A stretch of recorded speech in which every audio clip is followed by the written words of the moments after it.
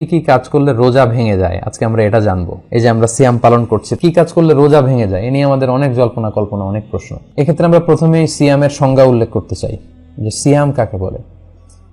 সিয়াম বা আসওম, এটা সংজ্ঞা হচ্ছে আসওমু হুয়াল ইমসাক আনিল আখলি ওয়াশ শুরবি ওয়াল জিমাই মিন তুলুইল ফাজরি ইলা গুরুবিশ শামসি মা'আন নিয়্যাহ। অর্থাৎ খাওয়া অথবা কোনো কিছু পান করা কিংবা স্ত্রী সম্ভোগ করা, এই তিনটা কাজ থেকে বিরত থাকা। কখন থেকে? তুলুউল ফাজর ইলা গুরুবিশ শামস, ফজর থেকে শুরু করে সানসেট পর্যন্ত। এই লং পিরিয়ড অফ টাইমে কোনো ধরনের পানাহার করা যাবে না, স্ত্রীর সাথে ইন্টিমেসিতে যাওয়া যাবে না। নিয়ত সহকারে এই যে আপনি রিচুয়ালসটা পালন করলেন, এই যে বিধানটা আপনি পালন করলেন, এটার নাম হচ্ছে সওম। তো সওম বা সিয়ামের এই সংজ্ঞা থেকেই, এই ডেফিনেশন থেকেই কিন্তু আমরা বুঝতে পারছি যে আমরা যদি কেউ খাই তাহলে রোজা ভেঙে যাবে, পান করলে রোজা ভেঙে যাবে, স্ত্রী সম্ভোগ করলে রোজা ভেঙে যাবে।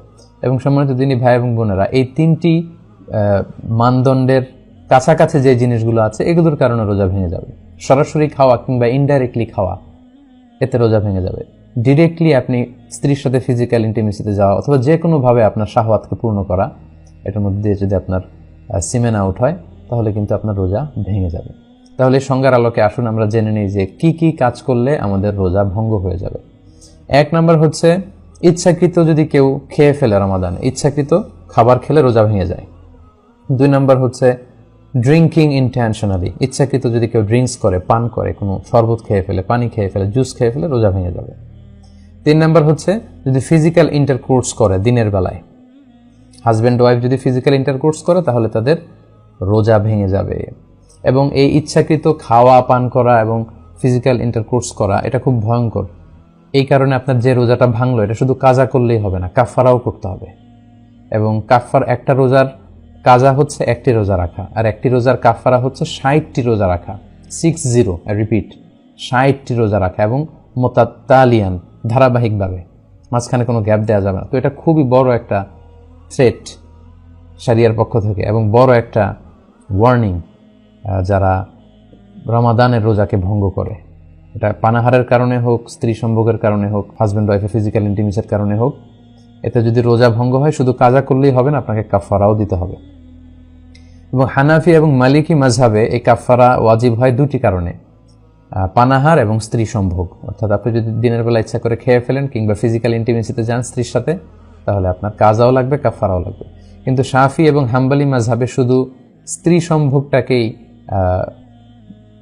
কাফারা ওয়াজিব হওয়ার কারণ হিসেবে উল্লেখ করা হয়েছে। তো আমাদের বাংলাদেশে যেহেতু বেশিরভাগ লোকজনই হচ্ছে বা 90%, মোর দেন 90% হানাফি মাযহাবকে আমরা অনুসরণ করি, তো সেক্ষেত্রে আমরা এটাই সাজেস্ট করব যে যদি আপনি খেয়ে ফেলেন রমজানে ইচ্ছাকৃত, যদি আপনি খাবার খাওয়ার মধ্য দিয়ে রোজা ভাঙেন কিংবা ফিজিক্যাল ইন্টিমেসির কারণে রোজা ভাঙেন, তাহলে আপনাকে কাজাও করতে হবে, আপনাকে কাফারাও করতে হবে। সেটা খুবই ভয়ঙ্কর।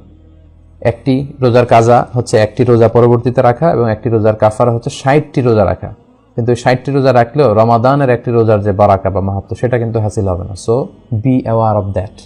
এ ব্যাপারে কিন্তু আমাদেরকে সাবধানে থাকতে হবে, কোনোভাবেই আমরা এই পাপ কাজের সাথে যেন জড়িয়ে না যাই।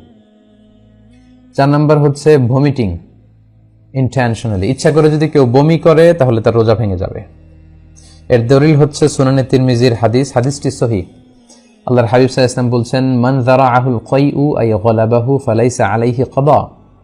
কারো যদি বমি চলে আসে, বমি তার উপর বিজয় লাভ করে, অর্থাৎ বমি চলে আসলো হুট করে অসুস্থতার কারণে বা খারাপ লাগছে, বমি চলে আসলো, তাহলে কিন্তু তার কাজা করা লাগবে না, রোজা ভাঙবে না।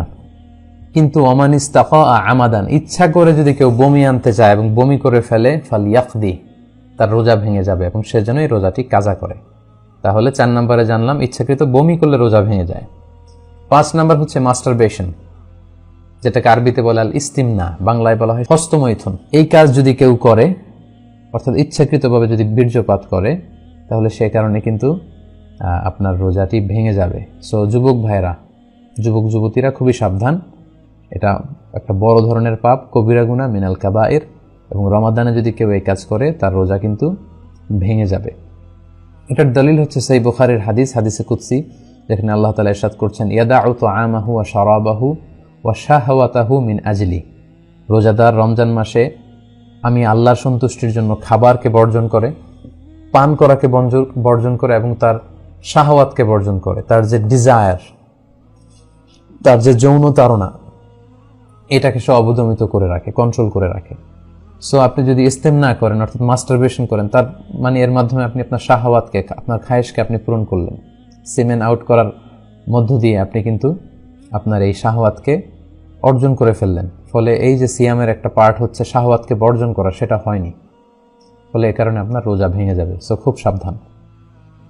6 নম্বর হচ্ছে কেউ যদি সিগারেট খায়, স্মোকিং করে, স্মোকিং ইনভ্যালিডেটস দ্য ফাস্ট। স্মোকিং এমনিই তো এটা বড় ধরনের গুনাহ, এটা স্বাস্থ্যহানি হয়, পরিবেশ দূষণ করে, আশেপাশে যারা থাকে তাদেরও ক্ষতি। সো যারা স্মোকিং করছেন রমাদানে, খুবই সাবধান, আপনাদের রোজা কিন্তু ভেঙে যাচ্ছে। কারণ স্মোকিংয়ের মাধ্যমে যে টোবাকোর যে ধোঁয়া এবং এর মধ্যে কিছু পার্টিকেল কিন্তু আপনার দেহের ভেতরে চলে যাচ্ছে, স্টোমাকে চলে যাওয়ার সমূহ সম্ভাবনা। এই জন্য স্কলাররা বলেছেন যে স্মোকিং করলে রোজা ভেঙে যায়। 7 নাম্বার হচ্ছে নাকে যদি আপনি কোনো ওষুধ দেন, let's a nose drop, it's very sensitive. I repeat, আমি আবার বলছি, নাকে যদি আপনি কোনো ধরনের ড্রপ ইউজ করেন, কারণ our nose is a gateway to reach to our stomach. আমাদের নাক দিয়ে কিন্তু আমাদের স্টোমাকে পানি, খাবার এগুলো পৌঁছে যায়। এজন্য দেখবেন কেউ যদি অসুস্থ হয়, তাকে অনেক সময় নাক দিয়ে স্যালাইন দেওয়া হয়, নাক দিয়ে খাবার দেওয়া হয়। তার মানে নাক দিয়ে আমাদের পাকস্থলিতে বা আমাদের স্টোমাকে খাবার পৌঁছানোর একটা গেটওয়ে আছে। সো এই নোজ ড্রপে কিন্তু আপনার রোজা ভেঙে যাবে। এটা ভেরি সেন্সিটিভ, সাধারণত usually it goes in. So এই জন্য স্কলারদের ভিউ হচ্ছে যে আপনি নাকের ড্রপ যদি ইউজ করেন, এটার স্বাদ গলায় চলে যাবে এবং স্টোমাকে চলে যাওয়ার সম্ভাবনা। সো এটাতে রোজা ভেঙে যাবে। তাই আমরা সাজেস্ট করি আপনি রাত্রিবেলায় নাকের ড্রপ ইউজ করবেন। নাক দিয়ে কোনো ওষুধ ইউজ করলে কিন্তু আপনার রোজা ভেঙে যাবে।